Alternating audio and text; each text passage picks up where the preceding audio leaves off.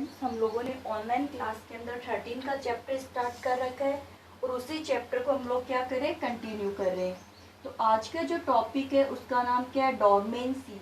अब डॉर्मेंसी वाला जो टॉपिक है वो आपका कुछ 11th में भी स्टडी किया हुआ है। देखिए डॉर्मेंसी का मीन्स क्या होता है कि प्लांट जो सीड्स होते हैं, seeds are not germinates, seeds are not germinate. ठीक है, इसी को क्या बोला जाता है, डॉर्मेंसी बोला जाता है। अब देखिए डॉर्मेंसी में जैसे अपन ये बात करते हैं, कुछ सीड्स ऐसे होते हैं, कुछ सीड्स क्या हो गए, मेच्योर हो गए। मेच्योर होने के बाद में उनको फेवरेबल कंडीशन भी प्रोवाइड करवा दी, जो टेम्परेचर चाहिए, ह्यूमिडिटी चाहिए, जितना वाटर चाहिए, यानी हर फेवरेबल कंडीशन प्रोवाइड करवाने के बाद में भी सीड क्या नहीं होते, जर्मिनेट नहीं होते, तो उस कंडीशन को क्या बोला जाता है, डोरमेंसी बोला जाता है। ये dormancy is a inactive form of seed, inactive form of seed. Dormancy एक क्या है, इनएक्टिव फॉर्म ऑफ सीड है। क्लियर हो गया, कोई प्रॉब्लम नहीं रही यहाँ तक कि कुछ प्लांट्स के जो सीड्स होते हैं वो तो मेच्योर होने के बाद में क्या हो जाते हैं, जर्मिनेट हो जाते हैं। Seeds of the some plants after the maturation to germinate during the favourable condition, but some seeds are not germinate to provide the favourable conditions is known as the dormancy. उसको क्या बोलते हैं, और seed जिस stage में है, this stage is known as the dormant stage. Means जो seeds होते हैं, इन सीड में फंक्शनली क्या होते हैं, इनएक्टिव होते हैं। सीड मैंने कहा था ना इनएक्टिव, इनएक्टिव किस फॉर्म में होते हैं, फंक्शनली जो सीड होते हैं वो क्या हो जाएंगे, इनएक्टिव हो जाएंगे। When the seed functionally inactive is known as the dormant stage. वो सीड की कौन सी स्टेज हो जाएगी बच्चों, डोरमेंट स्टेज हो जाएगी। This stage is known as the dormant stage और this process is known as the dormancy. वो प्रोसेस कौन सी है बेटा, डोरमेंसी। क्लियर हुआ। चलिए अब अपन ये देखते हैं कि जो डोरमेंसी है वो अलग अलग सीड में अलग अलग टाइमिंग के लिए होती है। जैसे कुछ एग्जाम्पल्स है, ज्यादा तो नहीं करेंगे, एक दो एग्जाम्पल्स देखेंगे अपन डोरमेंसी के लिए। ठीक है, तो देखिए जैसे कुछ एग्जाम्पल्स की मैं बात करती हूँ तो उसमें से अपन एक तो एग्जाम्पल्स इंक्लूड करेंगे अकेसिया, बबुल का पेड़। देखा है ना आपने, बबुल अकेसिया। ठीक है, तो जो बबुल होता है, अकेसिया है, या फिर कुछ डेजर्ट प्लांट्स है, जैसे ये डेजर्ट प्लांट ही होता है अकेसिया। ग्रास, कुछ डेजर्ट ग्रास है। इसके अंदर जो डोरमेंसी की अपन बात करते हैं, इनके सीड 5 to 10 ईयर्स तक डोरमेंट फॉर्म में रहते हैं। 5 to 10 ईयर्स तक डोरमेंट फॉर्म में रह सकते हैं सीड, 5 to 10 ईयर्स तक। चलिए नेक्स्ट अपन देखते हैं कुछ और प्लांट्स के एग्जाम्पल अपन देखते हैं। जैसे आर्टिक टुंड्रा रीजन, जो हमेशा क्या रहती है, मोस्टली जो एरिया है वो आइस कवर एरिया रहता है, यानी कि वहाँ पे विंटर सीजन है वो ज्यादा समय के लिए रहती है आर्टिक टुंड्रा रीजन में। तो वहाँ की जो प्लांट है, एक लुपीन प्लांट है। ठीक है, यानी टुंड्रा वाले जो रीजन होते हैं वहाँ पे मोस्टली एरिया में क्या रहती है, आर्टिक टुंड्रा में लुपीन के जो सीड्स होते हैं उन वो 1000 ईयर तक डोरमेंट रह सकते हैं। लुपीन प्लांट का क्या नाम है, लुपीन नाम है, जो कितने ईयर तक डोरमेंसी में रह सकता है, 1000 ईयर्स तक डोरमेंसी में रह सकता है। और ये प्लांट कहाँ होता है, आर्टिक टुंड्रा रीजन में, वो रीजन जहाँ पे विंटर सीजन जो होती है वो मोर मंथ के लिए विंटर सीजन होती है। फिर जैसे कुछ और प्लांट्स भी अपने पास में, जैसे एक प्लांट देखिए such as rhizophora, the dormancy seed absent. ठीक है, in the most plant their seed remain dormant for the 2 to 5 years. In the some plant, यानी मोस्टली डोरमेंट कितनी रह सकती है, अपन सीड को मोस्टली कितने समय के लिए स्टोर कर सकते हैं, 2 से लेकर के 2 से 5 ईयर तक अपन मोस्टली स्टोर कर सकते हैं, मोस्टली प्लांट्स को, लगभग मोस्टली। ठीक है, फिर यानी ये तो मैंने ये 2 से 5 तो मोस्टली है ही डोरमेंसी, 2 से 5 ईयर्स तो मोस्टली डोरमेंसी रह ही जाएगी सीड में, लेकिन ये इनसे ज्यादा है ना, इसीलिए मैंने इसकी एग्जांपल दी। अब देखिए पी और राइजोफोरा है, पी आपको पता है ही, ठीक है, और राइजोफोरा, ठीक है, पी और राइजोफोरा, पी और राइजोफोरा में डोरमेंसी नहीं होती, ये ध्यान में रखना, किस प्लांट में डोरमेंसी नहीं होती, तो किस में नहीं होती, पी और राइजोफोरा प्लांट में डोरमेंसी नहीं होती है। नेक्स्ट टॉपिक अपन लेते हैं टाइप ऑफ डोरमेंसी। टॉपिक्स क्या रहेगा अपना, टाइप ऑफ डोरमेंसी, ठीक है। अब एक बता दो, जो डोरमेंसी जो होती है ना, उसके पहले टाइप देख ले, बाद में बात करेंगे। टाइप्स में एक तो अपन करेंगे प्राइमरी डोरमेंसी, ठीक है, एक अपन देखते हैं सेकेंडरी डोरमेंसी। क्या हो रहा है, प्राइमरी डोरमेंसी, और एक बार रिपीट कीजिए मेरे साथ में, डोरमेंसी के टाइप कौन कौन से हैं, प्राइमरी डोरमेंसी और सेकेंडरी डोरमेंसी। अब देखिए प्राइमरी डोरमेंसी क्या है, when the seed, ध्यान से देखिएगा, when the seed mature, when the seed matures, presence of the favorable condition, presence of the favorable conditions, but seed is not germinate, but seed not germinate is known as the primary dormancy। Seed है, mature हो चुका है, all favourable condition भी है, all favourable conditions है for the germination, but seed is not germinate is known as the primary dormancy. कोई बात clear नहीं, समझ में आई ना, कि सीड का जर्मिनेट होने का समय है, उसको फेवरेबल कंडीशन भी दे दी, लेकिन फिर भी जर्मिनेट नहीं हुआ है, तब उसको क्या बोलते हैं, primary dormancy. Secondary dormancy, storage of grain, when storage of grain seeds are not germinate, अपने घर के अंदर सीड को अपन स्टोर करके रखते हैं ना, तो इसका मतलब उनको फेवरेबल कंडीशन नहीं प्रोवाइड करवाएगी। जब सीड को फेवरेबल कंडीशन नहीं दी जा रही है, उस समय सीड जर्मिनेट नहीं होते, तो वो कौन सी हो जाती है, सेकेंडरी। तो हमारे घर के अंदर देखो वीट है, बाजरा है, ये सब स्टोर रहते हैं अपन, यानी 2-3 साल तक इजिली से अपन इनको स्टोर कर सकते हैं, और ये जर्मिनेट नहीं होते, तो वो कंडीशन तो कौन सी होती है, सेकेंडरी कंडीशंस होती है। तो सेकेंडरी कंडीशन के अंदर seed is not germinate, seeds are not germinate when the favourable condition is not present, ठीक है, फेवरेबल कंडीशन नहीं है, फिर सीड जर्मिनेट नहीं हो रहे, सेकेंडरी है। प्राइमरी, फेवरेबल कंडीशन प्रेजेंट है, फिर भी कुछ सीड जर्मिनेट नहीं होते हैं, तो वो कौन सा हो जाता है, प्राइमरी हो जाता है, ठीक है, याद रख लोगे, कोई प्रॉब्लम नहीं। मैच्योरेशन भी दे दिया, फेवरेबल कंडीशन भी दे दी, फिर भी जर्मिनेट नहीं हुई, तो अपन अगर नहीं होंगे तो नहीं होंगे, है ना, तो वो कौन से होंगे, वो प्राइमरी होंगे। चलिए उसके बाद में अपन बात करते हैं कि डोरमेंसी। अब डोरमेंसी पे देखिए एक्सटर्नल और इंटरनल दोनों ही इफेक्ट होते हैं।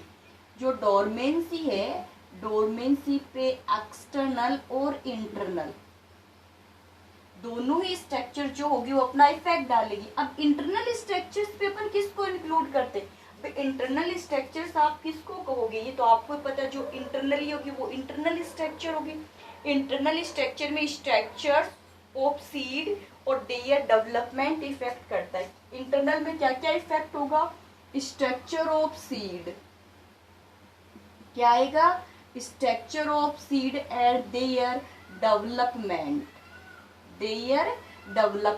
ये इफेक्ट करते हैं। Structure of seed and their developments are include in the internal. और एक्सटर्नल में क्या लोगे भाई, आपको भी पता है, टेम्परेचर है ना, लाइट है, ह्यूमिडिटी, यानी इन्वायरमेंट या क्लाइमेटिक फैक्टर,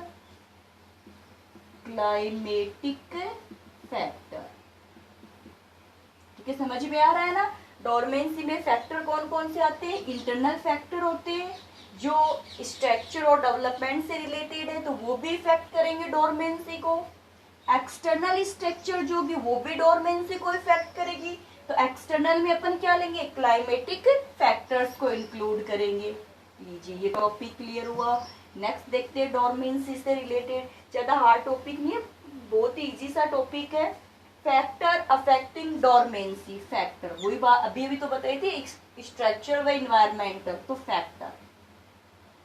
देखिए क्लास में अगर अपन होते तो ये टॉपिक मान लीजिए अपना 10 या 15 मिनट में कंप्लीट हो जाता, क्योंकि आपके पास में बुक भी रहती है ना। मैं भी इजली से, क्योंकि 11th का टॉपिक था तो ज़्यादा इतना वो भी नहीं है, बट पता नहीं एग्जाम में पूछ ले, एग्जाम में पता नहीं रहता कौन सा क्वेश्चन कहाँ से पूछ लिया जाता है।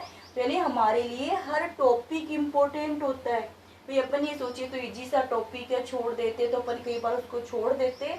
और देखिए अब आप एक सोचिए, इस बार एग्जाम में क्वेश्चन पूछा था पार्ट्स ऑफ फ्लावर पूछिए, यानी पार्ट्स ऑफ फ्लावर एक 8th क्लास का बच्चा है वो भी बता देगा, सेपल, पेटल्स, एंडोसियम, काइनोसियम आराम से बताएगा, है ना। अब उसने पूछ लिया ना, चाहे तो अपन छोड़ सकते हैं, छोड़ो रे, जैसे बोल देते बेचारे छोड़ो रे तो नहीं आएगा एग्जाम में, तो बच्चे उस पर ध्यान भी नहीं देते और कुछ बच्चे उस बात को भूल जाते हैं। तो यानी कि कोई भी टॉपिक जो है वो लूज टॉपिक नहीं है, सभी टॉपिक अच्छे टॉपिक है, एग्जाम में कहीं से भी क्वेश्चन आ सकता है। तो आप भी पढ़िए और स्टडी के लिए बिल्कुल भी लापरवाही मत कीजिए। आप ये सोच रहे हो कि स्कूल खुलेगी तब हम लोग स्टडी कर लेंगे, कि पता भी नहीं है स्कूल कब तक खुलेगी, हो सकता है स्कूल ना खुले सीधे एग्जाम करवा दे, कि एग्जाम करवा लो, कुछ पता नहीं होता गवर्नमेंट का, कि सीधे एग्जाम दे दो भाई। चलिए देखिए फैक्टर में देखते हैं अपन, तो एक्सटर्नली और इंटरनली फैक्टर इफेक्ट करते हैं। इसमें देखिए फर्स्ट फैक्टर अपन लेते हैं hard seed coat. Hard seed coat, ठीक है। हार्ड सीड कोट का मतलब क्या हुआ, आपको ही पता है ना, जो सीड होते हैं उनपे क्या होता है, कवरिंग होती है, एनवल्प होता है, सीड कोट प्रेजेंट है। सीड जो कोट होता है उसमें टेस्टा और टैगमेन है, टेस्टा और टैगमेन होते हैं। ये आपको पता है कि ओव्यूल्स की जो इंटेग्यूमेंट्स होती है वो किसकी इंटेग्यूमेंट बना लेती है, सीड की इंटेग्यूमेंट बना लेती है। अगर सीड का जो कोट है वो हार्ड है, क्या रहेगा, हार्ड रहेगा, तो हार्ड होने की वजह सीड किस फॉर्म में, मोस्टली किस फॉर्म में रहेंगे, डोरमेंसी फॉर्म में रहेंगे। क्योंकि अगर ये हार्ड होगा तो हार्ड होने की वजह से ये वाटर के लिए इम्परमिएबल है, वाटर के लिए क्या हो जाएगा, इम्परमिएबल हो जाएगा। अब जो वाटर के लिए इम्परमिएबल है तो वाटर है वो सीड में एंटर नहीं कर सकता, और सीड में जब तक वाटर एंटर नहीं करेगा तो जिब्रेलिन नहीं बनेगा, और जिब्रेलिन का प्रोडक्शन नहीं होगा तो एलुरेन की जो लेयर बताई थी वो डिजॉल्व नहीं होगी, वो डिजॉल्व नहीं होंगी तो डाइजेस्ट करने वाले एंजाइम्स भी नहीं बनेंगे और सीड जर्मिनेट नहीं होगा। ये आप ध्यान में रखना। तो आप इसके अंदर हार्ड वाले के अंदर क्या बताओगे कि सीड कोट कैसा होता है, हार्ड होता है, जो वाटर के लिए इम्परमिएबल होता है, ठीक है। मैनी मैकेनिकल जो सपोर्ट होते हैं, यानी एम्ब्रियो को डेवलप करने के लिए जो रिक्वायरमेंट होती है वो कंप्लीट नहीं हो पाती है, जिसकी वजह से सीड जर्मिनेट नहीं होंगे। जैसे एग्जांपल की फॉर्म में पी, ठीक है, ग्रेम, पी और ग्रेम, चना और मटर, पी और ग्रेन इसके एग्जाम्पल हो गए, ठीक है। सेकेंड अपन देखते हैं, यानी कि इसकी बात मैंने बता दी ना कि हार्ड कोट होने की वजह से कुछ अदर फैक्टर है वो सीड को इफेक्ट नहीं करती। इसे जिब्रेलिन का प्रोडक्शन, जिब्रेलिन है ना डोरमेंसी को तोड़ने के लिए, डोरमेंसी लाता कौन है भाई, ये आपको पता है, ऑक्सिन हार्मोन्स का अगर स्प्रे कर देंगे तो सीड लॉन्ग टाइम के लिए डोरमेंसी स्टेज में आ जाते हैं, लेकिन जिब्रेलिन अगर दे देते हैं तो डोरमेंसी क्या हो जाती है, टूट जाती है। नेक्स्ट अपन फैक्टर देखते हैं, नेक्स्ट फैक्टर क्या लेंगे, immaturity of embryo, immaturity of embryo, ठीक है, इमेच्योरिटी ऑफ एम्ब्रियो। अब इसमें क्या हो कि एम्ब्रियो जो हो गया, यानी सीड जो है, सीड क्या होती है, सीड से क्या बनता है, एम्ब्रियो, एम्ब्रियो में क्या होता है, एक रेडिकल होती है और एक प्लूम होती है, रेडिकल और प्लूम आते हैं तो क्या बन जाते हैं, रूट और शूट बन नहीं जाते। तो जो सीड होते हैं ना, सीड ये एम्ब्रियो के मेच्योर होने से पहले डिस्पर्स्ड हो जाते हैं। डिस्पर्स का मतलब फैल जाए, कहीं पता नहीं जर्मिनेट कहीं होना है चले कहीं और गए, तो यानी एम्ब्रियो के मेच्योर होने से पहले ही, यानी एम्ब्रियो के मेच्योर होने से पहले जो सीड डिस्पर्स्ड हो जाते हैं, ठीक है। तो इन सीड को जर्मिनेट इम्पॉसिबिलिटी होती है जब तक एम्ब्रियो, फिर देखियो सीड क्या हो गए, डिस्पर्स्ड हो गए, यानी यहाँ सीड था, एम्ब्रियो बनने से पहले क्या हो गया, अदर जगह डिस्पर्स्ड हो जाता है। एम्ब्रियो बनने से, maturing of the embryo, before maturing of the embryo, when embryo mature, when embryo क्या होगा, मेच्योर, देन सीड जर्मिनेट्स। तो एक है इमेच्योरिटी ऑफ एम्ब्रियो, वो भी इफेक्ट डालती है सीड को जर्मिनेट होने के लिए।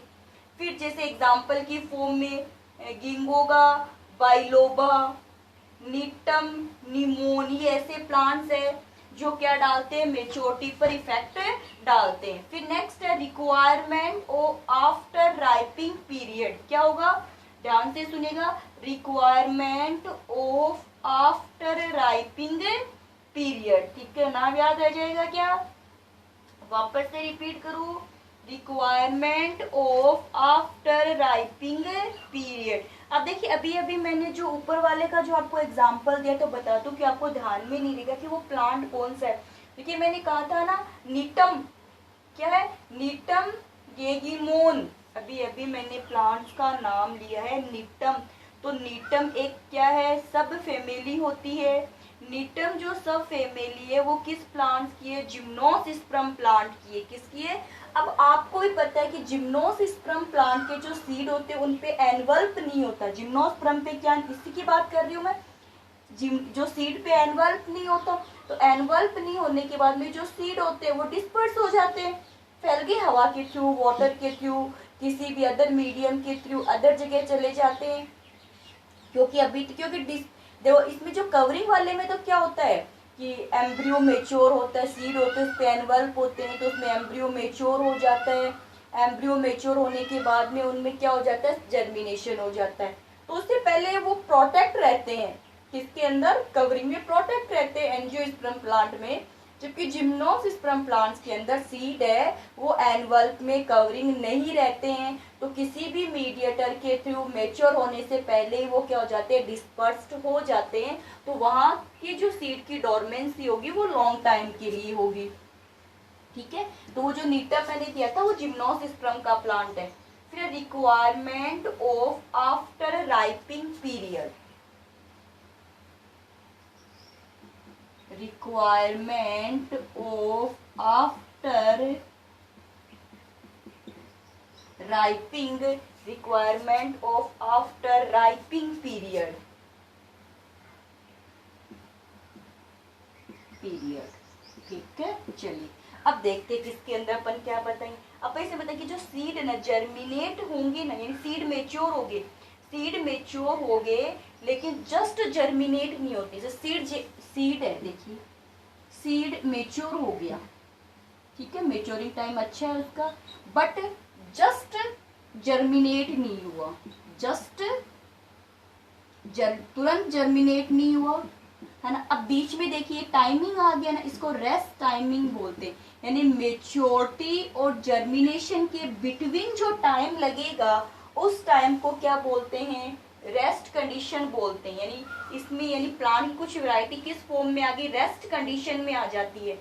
फिर जो रेस्ट कंडीशंस है उसमें सीड क्या करता है, जर्मिनेट होने के लिए जितनी भी रिक्वायरमेंट होती है उन सब रिक्वायरमेंट को कंज्यूम करता है, फुलफिल कर लेता है उस यानी कि in the rest condition mature seed consume the all favourable conditions for the germinations known as the requirement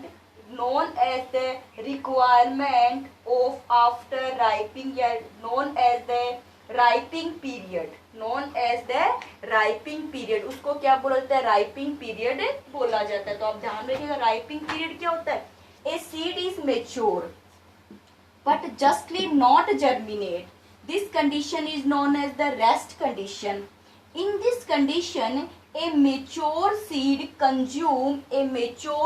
gain all favorable condition required for the germination known as the ripening period। ये ध्यान में रखिएगा ripening period किसको बोलते हैं, कि जब when the seed mature in the rest condition, seed mature gain or favorable condition for the germination is known as the ripening period। याद रखिएगा ripening period क्या होता है।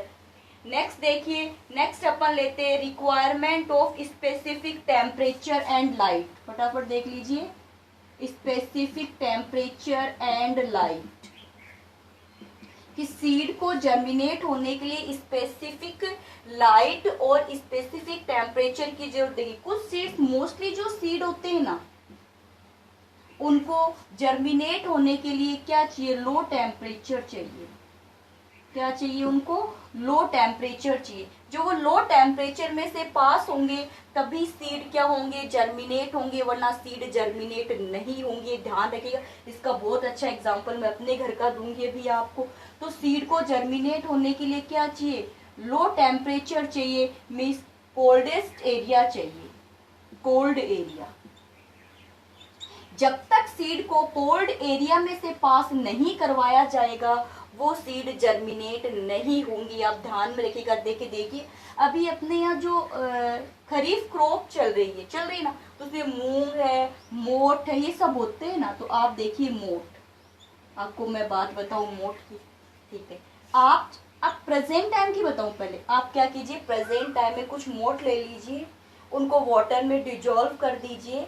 वाटर में डिजोल्व करने के बाद में 1 नाइट आप वाटर में रखोगे उसको, फिर आप कोई क्लॉथ लोगे, उस क्लॉथ के अंदर बांध करके छोड़ दोगे।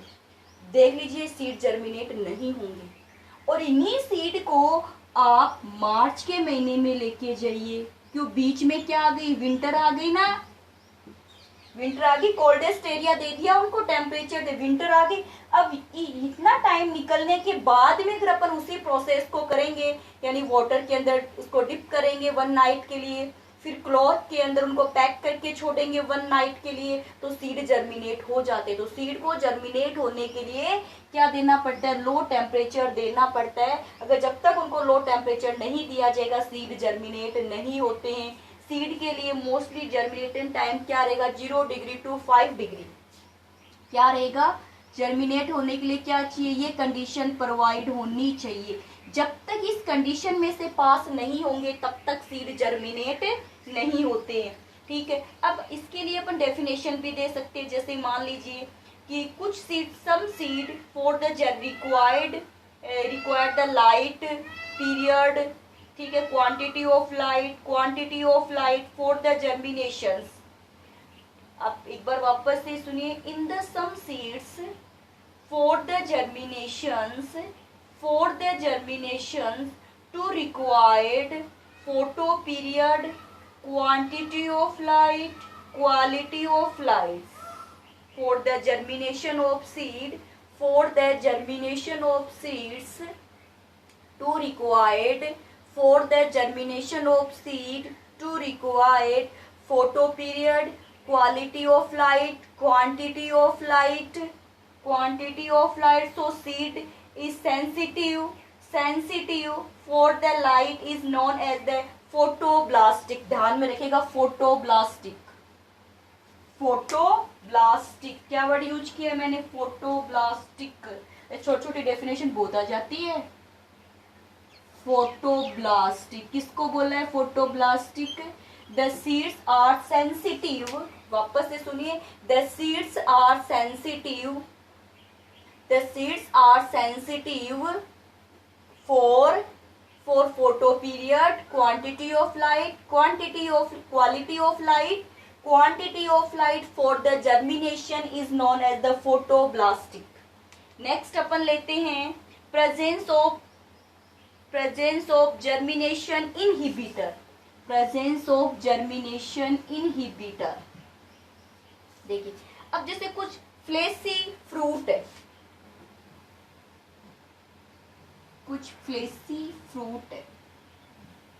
ठीक है, ये फ्लेसी फ्रूट हो गए।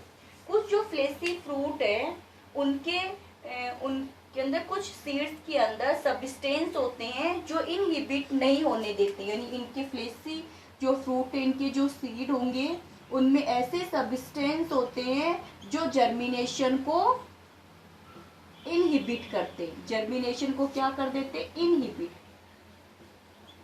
जर्मिनेशन को क्या कर देंगे, इनहिबिट कर देंगे। जैसे इसमें से उनको क्या बोला जाता है, germination inhibitor. Some substance in the seed To inhibit the germination is known as the germination inhibitor, like as the abscisic acid, काउमेरिन, पेरा एसॉर्बिक एसिड, फिनोलिक एसिड, ये सब इसके एग्जाम्पल होते हैं। फिर उसके बाद में क्या होते हैं, जो सीड्स होते हैं कहाँ प्रेजेंट होते हैं, सोयल में प्रेजेंट होते हैं। धीरे धीरे ये क्या करते हैं, इसमें जो सब्सटेंस थे डिजोल्व हो जाते हैं। कौन से जो इनहिबिटर वाले थे ना, जैसे एब्सिसिक एसिड, ये सब डिजोल्व हो जाते हैं। और डिजोल्व होने के बाद में कुछ टाइम, लॉन्ग टाइम के बाद में सीड क्या होते हैं, जर्मिनेट हो जाते हैं। लॉन्ग टाइम के बाद में सीड जर्मिनेट हो जाते हैं। चलिए अपन नेक्स्ट स्टडी करेंगे methods breaking of dormancy. Dormancy को ब्रेकिंग करने वाली मेथड्स, ठीक है। डोरमेंसी को अपन क्या करेंगे, ब्रेकिंग करवाएंगे।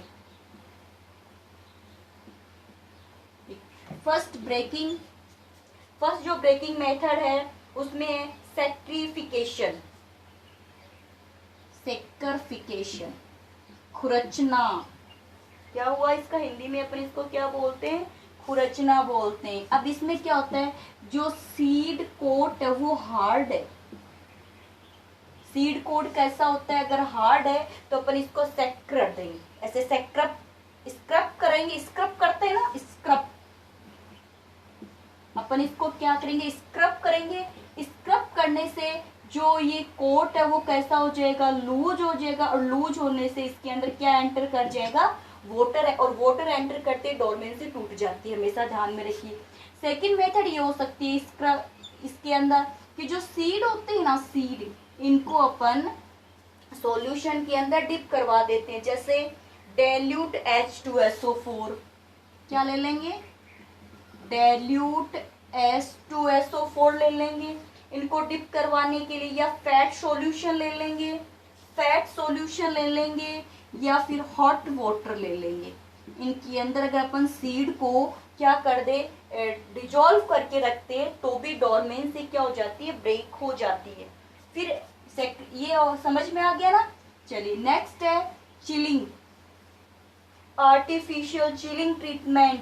अभी क्योंकि अपन ने बताया था कि डोरमेंसी के लिए चिल, कोल्डेस्ट को अपन क्या बोलते हैं, चिल, है ना। ठंडा मौसम चाहिए डोरमेंसी के लिए, जर्मिनेशन सीड को 0 डिग्री से 5 डिग्री वाले टेम्परेचर में से पास होना ही पड़ता है। अगर ये पास होगा तभी इसमें जर्मिनेशन होगा।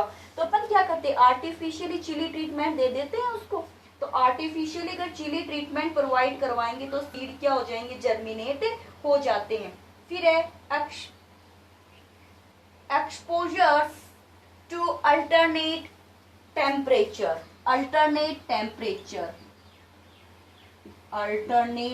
क्या नाम से पता चल रहा है, क्या प्रोवाइड करवा देंगे अपन, अल्टरनेट टेम्परेचर प्रोवाइड करवा देंगे। 1 time high temperature, 1 time low temperature, so dormancy break. Alternate temperature का मीन्स क्या हुआ, 1 time high temperature, second time low temperature, then the dormancy break. और डोरमेंसी क्या हो जाएगी, ब्रेक हो जाएगी। नेक्स्ट अपन करेंगे लाइट। कुछ सीड ऐसे होते हैं स्पेसिफिक लाइट पर ही डोरमेंसी को ब्रेक करते हैं। तो जो सीड की जो स्पेसिफिक लाइट होगी वो उनको प्रोवाइड करवा देंगे। कि कुछ सीड्स क्या होते हैं, पॉजिटिव फोटोब्लास्टिक है। फोटोब्लास्टिक क्या बताया था मैंने आपको, seeds are sensitive for the photo period, quantity of lights for the germination is known as the photoblastic. तो इसका मतलब ये तो कि जो सीड्स जो होते हैं उनको जैसी लाइट चाहिए, जो क्वांटिटी चाहिए, जो क्वालिटी चाहिए लाइट की, कि लॉन्ग डे प्लांट है या शॉर्ट डे प्लांट है। लॉन्ग डे वाले होंगे तो उनको लाइट ज्यादा चाहिएगी, शॉर्ट डे वाले हैं तो उनको लाइट क्या चाहिएगी, कम चाहिएगी। तो उसी के बेस पे लाइट प्रोवाइड करवा देते हैं, ठीक है, लाइटिंग के अंदर। नेक्स्ट है प्रेशर। नेक्स्ट क्या होगा, प्रेशर। तो देखिए प्रेशर में क्या होता है कि जो सीड्स होते हैं उनको 18 degree celsius to 20 degree celsius, यानी टेम्परेचर कितना है, 18 डिग्री सेल्सियस टू 20 डिग्री जो सेल्सियस टेम्परेचर है उस पे एटमॉस्फेरिक जो प्रेशर रहेगा वो 2000 है। एटमॉस्फेरिक प्रेशर कितना चाहिए? 2000 एटमॉस्फेरिक टेम्परेचर प्रेजेंट है तो जर्मिनेशन की प्रोसेस इंक्रीज होगी। इसकी वजह से क्या होगा कि जो सीड कोट है वो वीक हो जाएगा, और सीड कोट वीक होने से परमेबिलिटी इंक्रीज हो जाएगी। यानी प्रेशर के अंदर क्या होगा? The atmospheric pressure 2000 presence of the 18 to 20 degree Celsius temperatures. This pressure to weak the seed coat. The seed coat weak for permeable the substance. For permeable the substance and dormancy weak. Next है use of growth regulators. क्या करेंगे? Use of growth यानी hormones. अब hormones कौन सा है? Mostly सभी students को पता है कि डोरमेंसी को ब्रेक करने वाले जो हार्मोन्स है, इसमें देखिए अपन क्या करते हैं, जो सीड्स होते हैं सीड्स को पहले चिली ट्रीटमेंट करते हैं, राइपिंग पीरियड है ना, chilly treatment, ripening period, inhibitor, ठीक है। इसके क्या होता है कि जो डोरमेंसी को क्या करते हैं, लेके आने का काम करते हैं।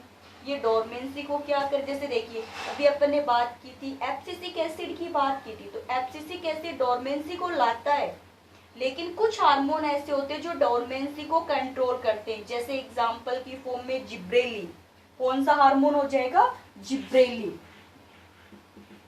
जिब्रेलिन हार्मोन से जो डोरमेंसी को ब्रेक करने का काम करता है। अब जिब्रेलिन हार्मोन डोरमेंसी को ब्रेक कैसे करेगा? ये क्या करेगा? इससे कुछ चिली ट्रीटमेंट प्रोवाइड करवा देगा, राइपिंग पीरियड प्रोवाइड करवा देगा, फोटोब्लास्टिक पीरियड प्रोवाइड करवा देगा, और इनकी वजह से जो सीड होते हैं वो क्या हो जाते हैं? जर्मिनेट हो जाते हैं। जैसे देखिए dormancy due to the chilly treatment lead to after ripening period, presence of germination inhibitor, requirement to specific light, can be broken to use growth regulators.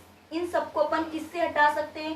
Growth regulator से कम। जैसे चिली ट्रीटमेंट चाहिए तो उसको भी हटा सकते हैं, राइपिंग पीरियड को भी हटा सकते हैं, ठीक है। तो इन सब से अपन ग्रोथ हार्मोन्स का यूज करके इन सभी फैक्ट्स को अपन क्या कर सकते हैं? रिमूव कर सकते हैं। जब ये सभी फैक्ट रिमूव हो जाएंगे तब डोरमेंसी वो इनएक्टिव हो जाती है। जैसे जिब्रेलिन, इथाइलिन, कौन कौन से हो गए?